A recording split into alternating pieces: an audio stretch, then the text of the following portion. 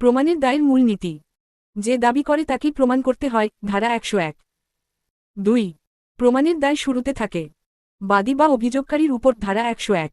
3 প্রাথমিক প্রমাণ দিলে দায় বিপক্ষের উপর স্থানান্তর হয়, ধারা 102। 4 মামলা ব্যর্থ হলে যিনি হারবেন তার উপর প্রমাণের দায় থাকে, ধারা 102। 5 নির্দিষ্ট বিষয়ে দায় নির্ধারণ আদালত প্রমাণের অবস্থা দেখে করে, ধারা 103।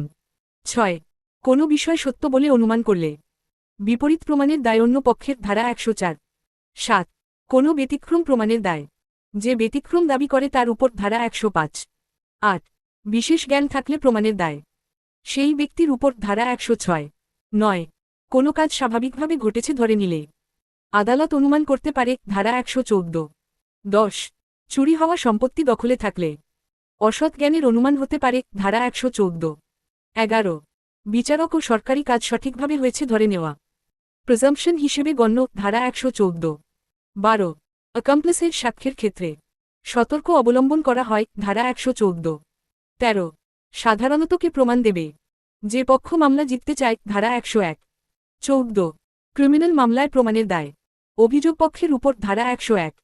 15 সিভিল মামলায় প্রমাণের ভার সম্ভাবনার ভারসাম্যে নির্ধারিত, ধারা 101।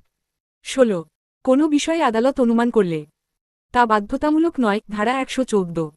17 কোনো বিষয়ে আইন অনুমান করতে বলে আদালত তা গ্রহণ করে, ধারা 4। 18 প্রিজাম্পশন রিবাট করা যায় বিপরীত প্রমাণ দিয়ে, ধারা 4। 19 কনক্লুসিভ প্রুফ থাকলে বিপরীত প্রমাণ গ্রহণযোগ্য নয়, ধারা 4।